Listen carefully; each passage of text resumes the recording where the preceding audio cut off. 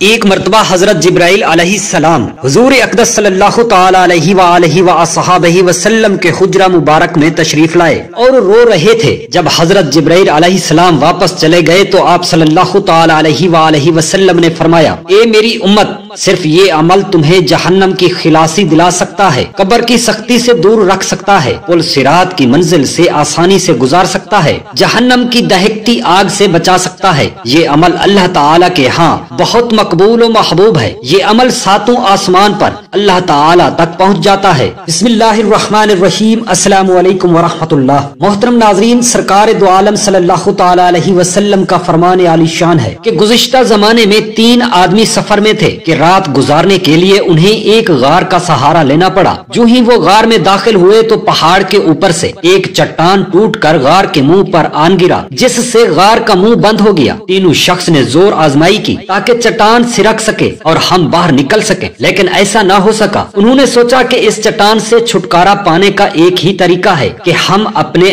نیک اعمال کا وسیلہ پیش کر کے اللہ تعالیٰ سے دعا مانگے۔ ان میں سے ایک شخص نے خدمت والدین کو وسیلہ بنا کر دعا کی، کہا، اے اللہ، تیرے اس احکام سے ڈرتا تھا کہ تو نے فرمایا اپنے والدین کی خدمت کیا کرو۔ میں خود کے بچوں کو بھوکا بٹھا کر والدین کو پہلے کھانا کھلایا کرتا تھا تو چٹان تھوڑی سی سرک گئی، لیکن وہ ابھی باہر نہ نکل سکتے تھے۔ دوسرے نے اس طرح دعا کی، میری ایک چچا زاد بہن تھی جو مجھے سب سے زیادہ محبوب تھی، میں نے کئی مرتبہ اس سے بری خواہش کا اظہار کیا مگر اس نے انکار کر دیا، یہاں تک کہ وہ قحط سالی میں مبتلا ہوئی اور مدد حاصل کرنے میرے پاس آئی تو میں نے اسے 100 دینار اس شرط پر دیے کہ وہ میرے ساتھ تنہائی میں جائے، لہٰذا وہ مجبوراً اس پر تیار ہو گئی۔ جب ہم تنہائی میں پہنچے اور میں نے اپنی خواہش پوری کرنا چاہی تو اس نے کہا، اللہ تعالیٰ سے ڈر اور یہ گناہ مت کر۔ یہ سن کر میں اس گناہ سے رک گیا اور وہ دینار بھی اسی کو دے دیے۔ اے اللہ، اگر میرا یہ عمل تیری رضا کے لیے تھا تو ہماری یہ مصیبت دور کر دے۔ چٹان کچھ اور سرک گئی مگر وہ ابھی بھی باہر نہ نکل سکتے تھے۔ تیسرے نے ایک مزدور کو اس کی امانت لوٹا دینے کا وسیلہ بنایا، یعنی ایک مزدور جو مجھ سے بھی کمزور تھا، اس نے اپنی امانت میرے پاس چھوڑی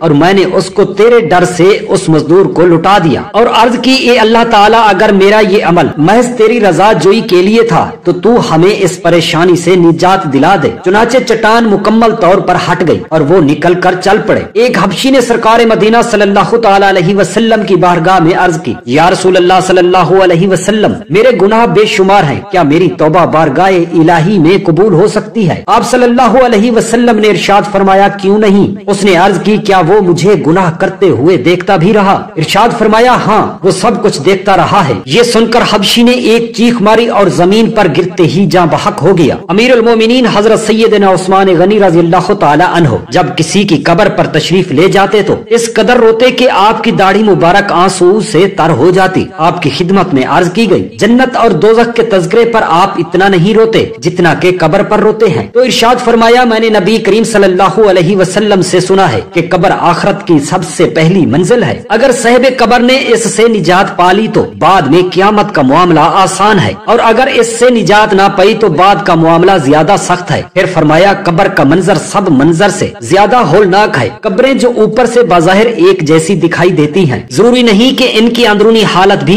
ایک جیسی ہو۔ اس مٹی کے ڈھیر تلے دفن ہونے والا اگر کوئی نمازی تھا، رمضان المبارک کے روزے رکھنے والا تھا، پورا ماہ رمضان المبارک یا کم از کم آخری عشرے کا اعتکاف کرنے والا تھا، ماہ رمضان کا عاشق و قدردان تھا، فرض ہونے کی صورت میں اپنی زکات پوری ادا کرنے والا تھا، رزق حلال کمانے والا تھا، بقدر کفایت حلال روزی پر قناعت کرنے والا تھا، تلاوت قرآن کرنے والا تھا، تہجد، اشراق و چاشت اور اوانین کے نوافل ادا کرنے والا تھا، یا عاجزی کرنے والا اور حسن اخلاق کا پیکر تھا، شریعت کے مطابق ایک مٹھی داڑھی بڑھانے والا تھا، امامے کا تاج سر پر سجانے والا تھا، سنتوں کا متوالا تھا، ماں باپ کی فرما برداری کرنے والا تھا، بندوں کے حقوق ادا کرنے والا تھا، اللہ پاک اور اس کے پیارے محبوب صلی اللہ تعالی علیہ وآلہ وسلم کا چاہنے والا تھا، یا صحابہ کرام رضوان اللہ تعالی علیہم اجمعین اور اہل بیت اعظام اور اولیاء کرام کا دیوانہ تھا۔ تو اس کی قبر جو اوپر سے مٹی کی چھوٹی سی ڈھیری نما دکھائی دے رہی ہے، ہو سکتا ہے کہ اللہ پاک اور اس کے رسول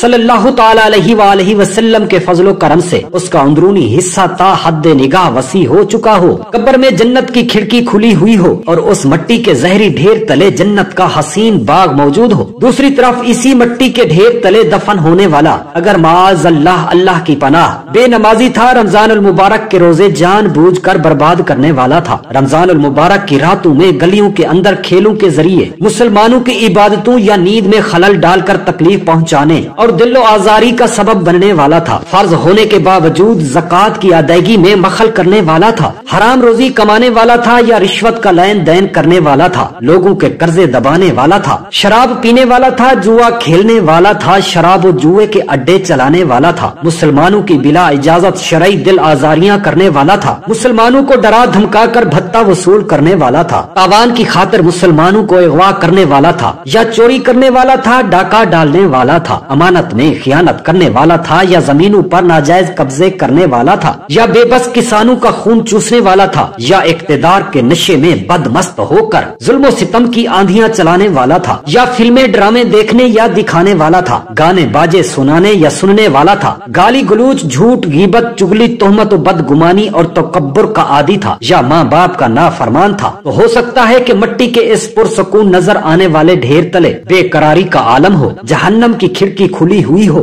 आग सुलग रही हो, सांप और बिच्छू दफन होने वाले के बदन पर लेटे हुए हों और ऐसी चीखों पुकार मची हुई हो जिसे हम सुन नहीं सकते। याद रखिए, हमें भी एक दिन मरना और अंधेरी कब्र में उतरना पड़ेगा। अनकरीब वो दिन भी आएगा कि जब हम अपने दफन करने वालों को देख रहे होंगे, उनकी बातों को सुन रहे होंगे, उन सब को पहचान रहे होंगे। हमारी कब्र खोदी जाएगी तब हमें मालूम होगा, और जब कब्र बंद करने के लिए मिट्टी डाली जा रही होगी, ये दर्दनाक मंजर भी नजर आ रहा होगा, लेकिन बोल कुछ नहीं सकेंगे। दफन करने के बाद हमारे नाज उठाने वाले रुखसत हो रहे होंगे। कब्र में उनके कदमों की चाप सुनाई दे रही होगी। दिल डूबा जा रहा होगा। कब्र की वहशत और गर्मी का सामना होगा। अंधेरे और तारीकी से भी दिल घबरा रहा होगा। इतने में अपने लंबे लंबे दांतों से कब्र की दीवारों को चीरते हुए खौफनाक शक्लों वाले काले काले मुहीब बालों को लड़काए दो फरिश्ते मुनकर नकीर कब्र में मौजूद होंगे। उनकी आंखों से शोले निकल रहे होंगे और वो सख्ती के साथ बिठाएंगे और करख्त तो सख्त लहजे में सवालात करेंगे। हमें नहीं मालूम कि हम उनके जवाबात में कामयाब होंगे या नहीं।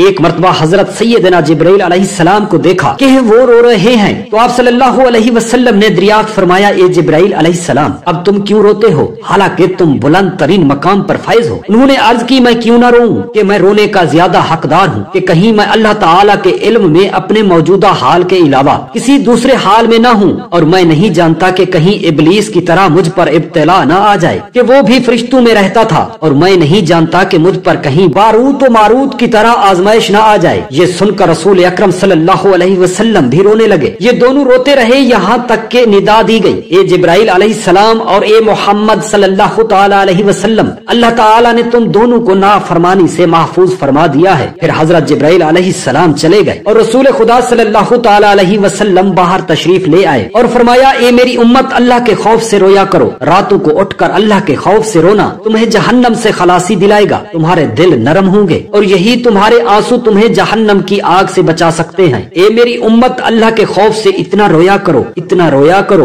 तुम्हारी आहें सातों आसमानों के ऊपर तक पहुँच जाती हैं। और हक ताला फरमाता है, ए मेरे मलाइका, देखो मेरे बंदे को मालूम है कि मैं उसका रब हूँ, ये मेरे डर से रो रहा है, तुम गवाह हो जाओ, मैं उनकी मगफिरत और बख्शिश कर दी है। एक मर्तबा हजरत जिब्राइल अलैहिस्सलाम और हजरत मीकाईल अलैहिस्सलाम रोने लगे तो रब ताला ने दरियाफ्त किया कि तुम क्यों रोते हो। उन्होंने अर्ज की, ए रब, हम तेरी खुफिया तदबीर से बेखौफ नहीं हैं। रब ताला ने इरशाद फरमाया, तुम इसी हालत पर रहना, कभी मुझसे बेखौफ मत होना, क्योंकि ये अमल मुझको बहुत महबूब है। जो भी मेरे खौफ से रोता है मैं उनको हर मुसीबत से खलासी अता करता हूँ। हजरत सैयदना अबू हुरैरा रज़ी अल्लाह ताला अन्हो से मरवी है कि रसूल खुदा सल्लल्लाहु ताला अलैहि वसल्लम ने फरमाया, बनी इसराइल में एक शख्स था जिसने जिंदगी भर कभी कोई नेकी ना की थी। उसने अपने घर वालों को वसीयत की कि जब मैं मर जाऊं तो मुझे जला देना और मेरी आधी राख जंगल में उड़ा देना, जबकि आधी राख दरिया के सपुर्द कर देना। रब ताला की कसम, अगर अल्लाह ताला ने मेरी गिरफ्त की तो मैं इस अजाब से बहुत डरता हूँ। जब उस शख्स का इंतकाल हो गया तो उसकी रजा के मुताबिक घर वालों ने उसकी वसीयत पूरी कर दी। अल्लाह ताला ने दरिया को उसकी राख जमा करने का हुक्म इरशाद फरमाया तो उसने अपने अंदर उसकी मौजूद राख तमाम जमा कर दी। फिर जंगल को भी यही हुक्म हुआ, उसने भी ऐसा ही किया। फिर अल्लाह ताला उस शख्स से सवाल किया कि बताओ तुमने ऐसा क्यों किया।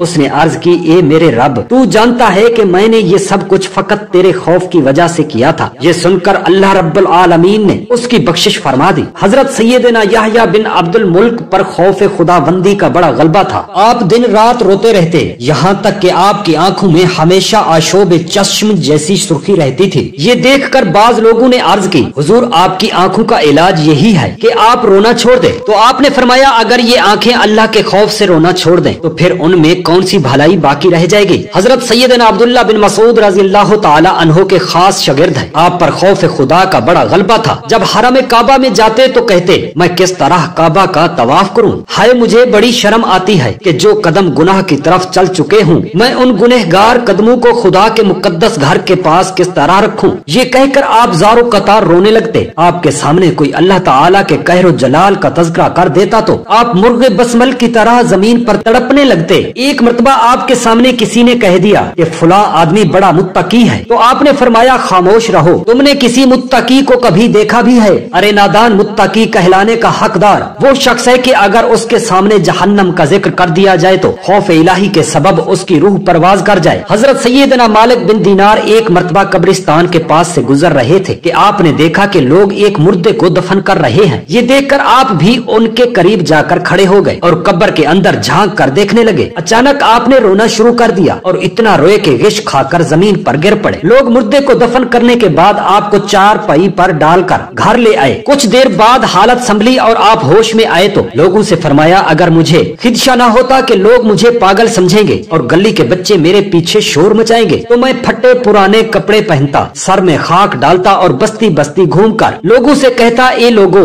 जहन्नम की आग से बचो। और लोग मेरी ये हालत देखने के बाद अल्लाह ताला की नाफरमानी न करते और खौफ खुदा से खूब रोया करो। ये सब को गली गली में कहता। फिर जब आपके विसाल का वक्त करीब आया तो अपने शागिर्दों को ये वसीयत फरमाई कि मैंने तुम्हें जो कुछ सिखाया उसका हक अदा करना, और जब मैं मर जाऊं तो मेरी पेशानी पर बगैर रोशनाई के ये लिखवा देना, ये मालिक बिन दीनार है जो अपने आका का भागा हुआ गुलाम है। फिर मुझे कब्रिस्तान ले जाने के लिए चारपाई पर मत डालना, बल्कि मेरी गर्दन में रस्सी डालकर हाथ पांव बांधकर इस तरह ले जाना जैसे किसी भागे हुए गुलाम को बांधकर मुंह के बिल घसीटते हुए उसके आका के पास ले जाया जाता है। और क़यामत के दिन जब मुझे कब्र से उठाया जाए तो 3 चीजों पर गौर करना। पहली चीज के उस दिन मेरा चेहरा स्याह होता है या सफेद। दूसरी चीज के जब आमाल नामे तकसीम किए जा रहे हूँ तो मुझे नामा आमाल दाएं हाथ में मिलता है या बाएं बाजू में। तीसरी चीज ये कि जब मैं मीज़ान अदल के पास खड़ा किया जाऊं तो मेरी नेकियों का पलड़ा भारी है या गुनाहों का। ये कहकर आप ज़ारो कतार रोने लगे और काफी देर आंसू बहाने के बाद इरशाद फरमाया, काश मेरी माँ ने मुझे ना जना होता कि मुझे क़यामत की होलनाकियों और हिलाकतों की खबर ही ना होती और ना ही मुझे उनका सामना करना पड़ता। फिर जब रात का वक्त हुआ तो आपकी हालत गैर होने लगी। उसी वक्त गैब से आवाज आई कि मालिक बिन दीनार क़यामत की होलनाकियों और दहशतों से अमन पा गया। आपके एक शागिर्द ने ये आवाज सुनी तो दौड़कर आपके पास पहुंचा। उसने देखा कि आप पर निज़ा की कैफियत तारी थी और आप अनगश्त शहादत आसमान की तरफ बुलंद करके कलमा तय्यब का विर्द कर रहे थे। आपने आखिरी मर्तबा ला इलाहा इल्लल्लाह मुहम्मदुर रसूलुल्लाह कहा और आपकी रूह परवाज कर गई। मेरे मुसलमान बहन भाइयों, फकत अल्लाह के खौफ से रोया करो। यही आंसू कब्र की सख्ती से बचा सकते हैं, जहन्नम से बचा सकते हैं, पुल सरात से बचा सकते हैं। सिर्फ यही आंसू आपको जन्नत में पहुंचा सकते हैं। जो आंसू खुदा के खौफ से बहे वही तुम्हारा कुल सरमाया है। अल्लाह तबारक व तआला से दुआ है मेरे तमाम मुसलमान बहन भाइयों के बच्चों को अल्लाह पाक अपने हिफ्ज़ व अमान में रखे। आमीन या रब्बल आलमीन। जज़ाकल्लाहु खैरन कसीरा।